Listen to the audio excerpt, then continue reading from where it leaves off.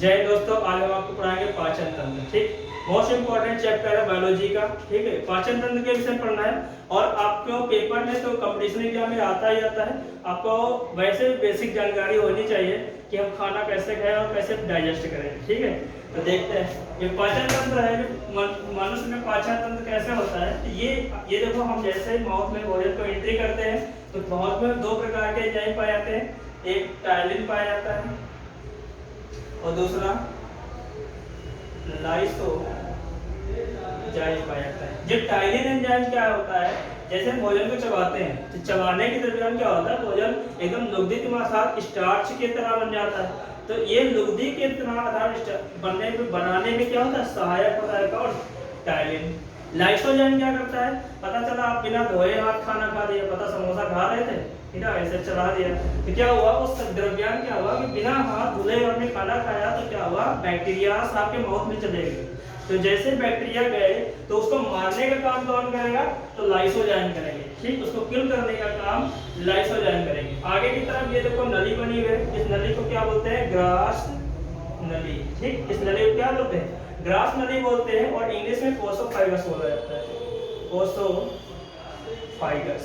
ठीक, इंग्लिश में क्या बोलते हैं, ओसोफाइगस। अब जो भोजन होता है ग्रास नली से होते हुए क्रमानुकुंचन विधि द्वारा, कौन सी विधि द्वारा, पेपर में पूछा गया था किस विधि द्वारा भोजन ग्रास नली से आता है, तो क्रमानुकुंचन विधि द्वारा भोजन कहाँ आता है, ग्रास नली से होते हुए अमाशय में आता है। अमाशय में आता है।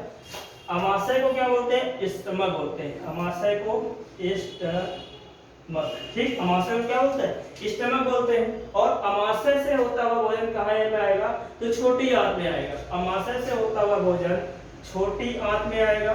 छोटी आंत में आएगा। छोटी आंत को क्या बोलते हैं, तो स्मॉल इंटेस्टाइन। छोटी आंत में आएगा। छोटी आंत को क्या बोलते हैं, तो स्मॉल इंटेस्टाइन। Small intestine. ठीक, इसके बाद भोजन कहाँ आएगा, तो बड़ी आंत में आएगा।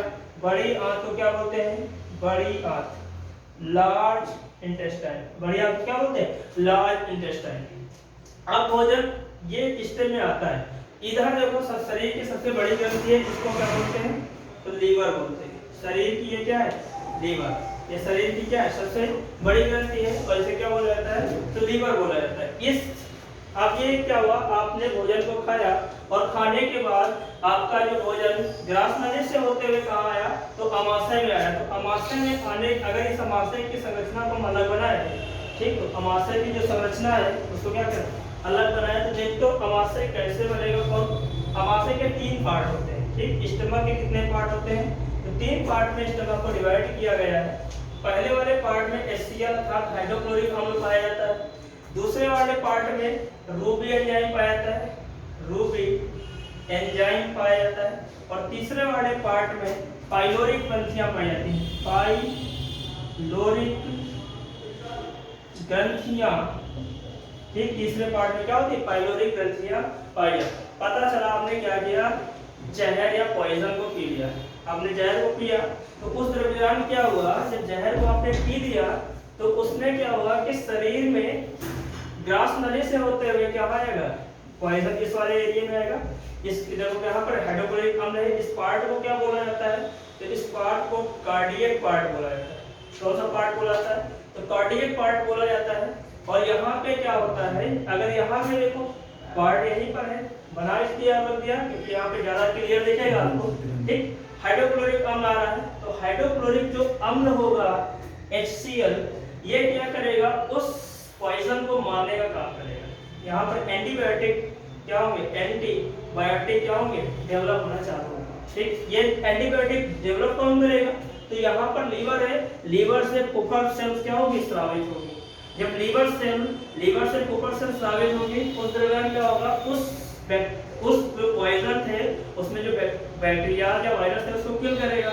अगर किल कर दिया तो ठीक, अगर नहीं कर पाया, अगर आपने ज्यादा मात्रा में डोज ले लिए तो आपके लिए ज्यादा दिक्कत हो सकती है। ठीक है, ये है हमारे स्टमक या अमाशय में कार्य कैसे होता है। इसके बाद अमाशय से भोजन होता हुआ कहाँ में आता है, तो छोटी आंत में आता है। अगर बॉडी में पूछा जाए सबसे देर तक भोजन कहाँ रुका रहता है, तो सबसे देर तक भोजन जो रुका रहता है वो छोटी आंत में रुका रहता है। सबसे ज्यादा भोजन कहाँ डाइजेस्ट होता है, छोटी आंत में।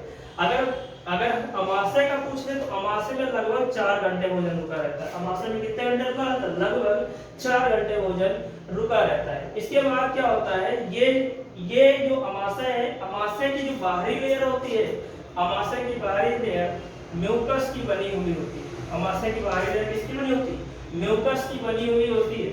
ठीक, अगर इसकी लंबाई पूछी जाती है पेपर में, अलग अलग आती है क्वेश्चन में, क्योंकि अभी एग्जाम में पूछी गई अलग अलग क्वेश्चन आता है। लंबाई देखो, अगर ग्रास नली की लंबाई पूछता है तो 25 सेंटीमीटर लगा देगा। अगर अमाशय की लंबाई पूछता है तो 30 सेंटीमीटर। अगर छोटी आंत की लंबाई पूछता है तो 6 से 7 मीटर। और बड़ी आंत की पूछता है तो 3 से, अलग अलग किताबों में अलग अलग लिखा है, 3 से 3.5 मीटर, कहीं पर 2.5 मीटर भी आपको लिखा होगा। ठीक है, 3 से 3.5 मीटर। ठीक, छोटी आंत की लंबाई 6 से 7 मीटर, बड़ी आंत की 3 से 3.5 मीटर। ठीक, अमाशय की कितनी होगी तो 30 सेंटीमीटर, ग्रास नली की कितनी होगी तो 25 सेंटीमीटर। अगला क्वेश्चन अगर पूछा जाए टोटल आहार नाम, इसको बोलते हैं एनस, ANUS। ठीक, एनस हिंदी बोलते हैं गुदाद्वार। माउथ से लगा करके, माउथ वाले रीजन से लगा करके अगर एनस तक वाले पार्ट की लंबाई, टोटल लंबाई पूछ ली जाए तो इसको बोलते हैं 32 फीट या 9 मीटर। ठीक, 32 फीट होगी या कितने मीटर होगी? 9 मीटर होगी। ठीक, 32 फीट होगी या 9 मीटर होगी। ठीक,